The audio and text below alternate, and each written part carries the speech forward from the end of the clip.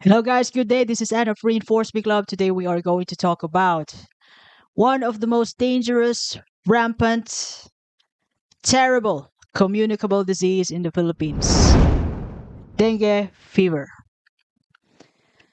Yes, I know mom and dad, parents, grandma, grandpas, they all know how awful the experience of having a possibility of dengue mosquitoes in the environment, in the community. This this particular disease is being transmitted from an infected mosquito into human, or from an infected human to a mosquito, vice versa. So the name of the mosquito is Aedes aegypti. This is a female mosquito. Once they bite, that's the start of a challenging story, especially for children. When you happen to encounter these cases in the hospital, this is quite heartbreaking when you see a young child fighting for his life. This dengue fever virus has four serotypes, and this is common in the tropical and subtropical climates. One of this is Philippines. So yeah, this disease is common in the Philippines, and I'm pretty much sure that the healthcare providers can able to accommodate and immediately intervene if they find out that the the the cases, if there are any outbreaks, or if the patient has all the signs and symptoms in the checklist, they can able to manage it well. So kudos to all the doctors and the nurses in the Philippines, all of the healthcare workers, DOH. Thank you so much for doing something about this.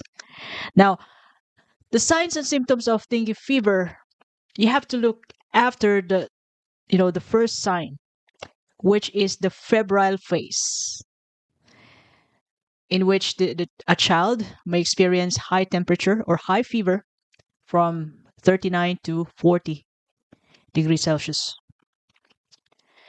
Sometimes when they find out happen to find out in the late phase, there's no more fever, but there is already a presence of bleeding. Another symptom is the kids complain of pain behind their eyes, muscle weakness, joint pain, abdominal pain, vomiting, and nausea. Usually the bleeding occurs, the the attack of the virus occurs in the gastrointestinal area. It's where you can see visibly the the hemorrhage happens. Now, we got four stages of dengue fever. Number one is the infection phase. This happens where the child experiences high temperatures, and they are also positive for the tourniquet test. So tourniquet test is being done by the doctors and nurses to check if there is uh, a drop of platelet count to a patient. But this is not official. There has to be some sort of diagnostics involved, like serology and identification of the dengue virus, which is NSI or PCR. So the doctor decides for it. At this stage, the nurses in the hospital is vigilant enough to note any signs of bleeding by checking the quality of pulses. Usually, if there is a presence of internal bleeding, the quality of pulse is rapid and weak. As well as the nurses, the healthcare workers, not only the nurses, sorry about that, they take note for any signs of bleeding, like when a child vomits with blood, or presence of blood in the stool, which is called melena. So in the first phase, there's no signs of bleeding yet, but the healthcare workers are quite vigilant enough to really look at and observe and take note any single signs of bleeding. At that moment, the doctor starts to really uh, buckle up a couple of fluids, IV fluids for rehydration. Whenever the patient also feels feverish, or yeah, with the presence of fever, the body also dehydrates. Now, in the second stage of dengue fever, dengue hemorrhagic fever, now this is the time when the hemorrhage uh, shows up. So with the fever, on and off fever, from first day to 7 days, first 7 days incubation period of the virus in the body, there will be signs of petechiae on the upper extremities and rashes over the abdomen. Also ecchymosis, and the child starts to manifest some bleeding in the stool, as well as sometimes they vomit. Their vomits have bloods, and their blood count also starts to, their hematocrit count starts to rise above 20%. And from the first stage, I almost forget about this, which is the infection stage. The WBC also increase. So this time, it's still up in the second phase of dengue fever. And since the hematocrit is up, there is a possibility of decrease of albumin. Now, this is the critical challenge starts.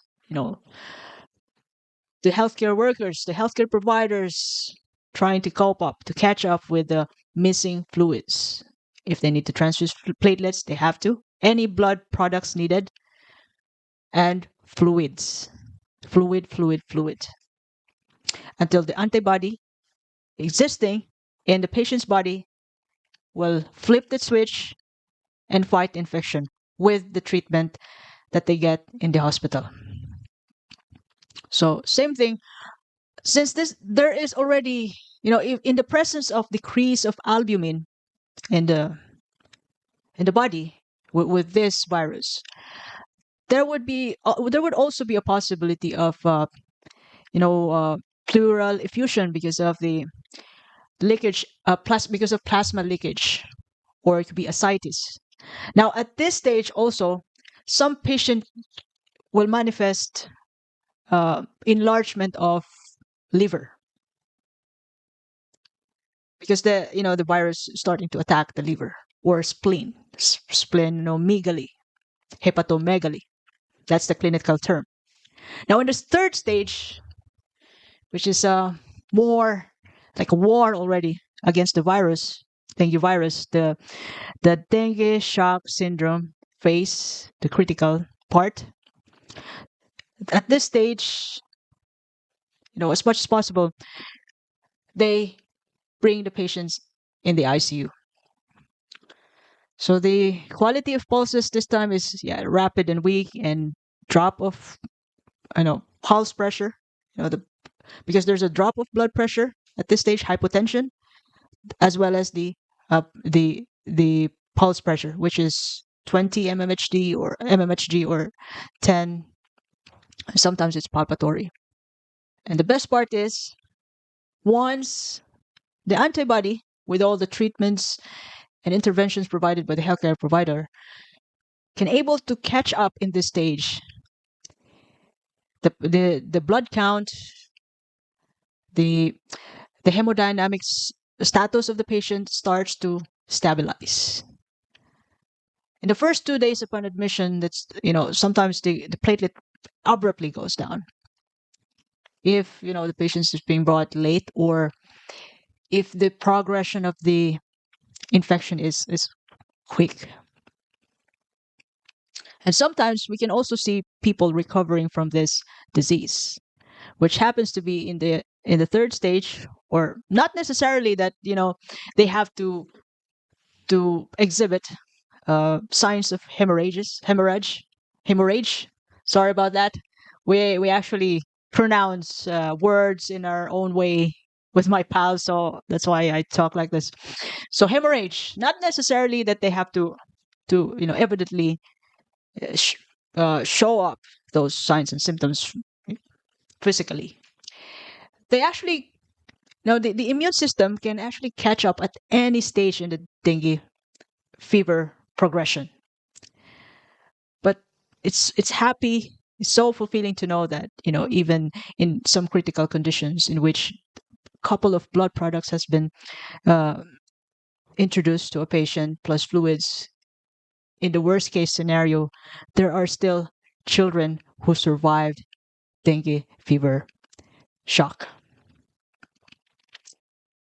Now, if there is further progression of the infection, that actually happens when the patient starts to exhibit circulatory failure, in which the pulses are non-palpable and as well as the blood pressure is palpatory,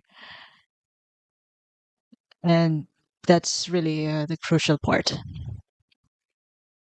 Now, how does the dengue fever virus Aedes aegypti kills you or kills a person, an infected person? Now, by the time the mosquito bites the skin, Aedes aegypti, they start to spread out on the from the skin up to the nodes, attacking, and then afterwards attacking the vital organs.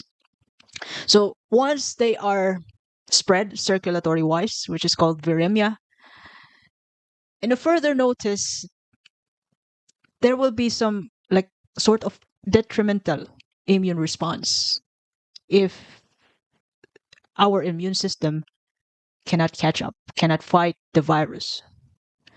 Plus, in a further stage, the our body's immune system will have this defective immune response due to the virus. The virus spreads out in the circulatory system, spreads out, infecting the immune system as well. And as a result of that, that's the start of plasma leakage, thrombocytopenia, coagulopathy, and the worst case scenario is the disseminated intravascular uh, coagulation, which is bleeding all over the place. Terrible. Now, how does the Philippine community, so I'll just talk about Philippines because I live in the Philippines. How do they respond? Which is evidently there, present, and can be viewed online, and also you can also go to the institution. So since this is existing in some parts and rampant or epidemic in some parts of the Philippines, the government actually do surveillance of the number of cases as well as the diagnostics and the management that were being used by the hospital so that they can figure out which one is effective. And yes, some management will really work out. Everybody is doing their best. And for that reason, since we have surveillance, they can come up with the management against this disease. They can immediately intervene during outbreaks. Outbreaks happens when the weather is terrible plus the flood, because that's where the stagnant couple of stagnant dirty water is being stuck somewhere else. So in the stagnant water, it's where the mosquito breeds, so we have to clean that regularly. And another thing that the government did, they actually promote they have promote and displayed advertisement for advocacy to fight dengue fever. And for further studies, yeah, they were able to come up with some research, which is available online. And yeah, as well as the dengue fever vaccine, which is available for children, but it's not 100% shield against this virus. Now, what can a community do? Every person do to fight dengue fever? Since we already have the awareness and we've been victim of this disease. So, number one, which is somehow, I know it's already been done, use mosquito repellent. Secondly, wear protective fittings, long sleeves, long pants, especially those people who are planning to have activities going to climb certain mountains in the Philippines, which is great. So make sure that you have the proper gear as well as the best uh, clothing applicable for that activity because there'll be loads of mosquitoes there. Third is it's important to clean up and cover the water container on regular basis so that the mosquito cannot able to use them and use them in a way that they can breathe on that stagnant or yeah stocked container with water. Number four is use mosquito net. Yes, this is commonly used. Yeah, mosquito net. I am also using this. I personally use mosquito net in the Philippines. In fact, and the matter of fact is, I love mosquito net since I was a child, and I find it hard to get away to not use mosquito net, even if in my adult age. Until such time that I decided to go abroad, and then I'd say goodbye to my mosquito net.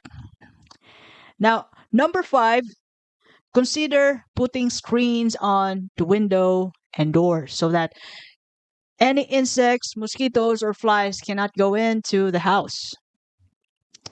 Number six, dispose waste properly.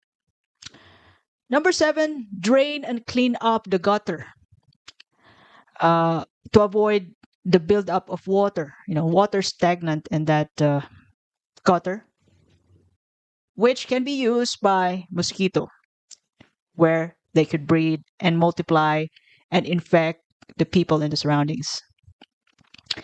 Lastly, number eight, take note of the early signs of dengue infection, which is the febrile phase. But if you're not sure about these signs and symptoms that has been experiencing by your child, bring the child immediately to the hospital or clinics to make sure and to have immediate intervention as necessary. We'll never know. Prevention is better than cure. Now, once again, this is Anne of Reinforce Me Club telling you, you never lose, you either win or learn. Have a lovely day ahead, and thank you very much for your time.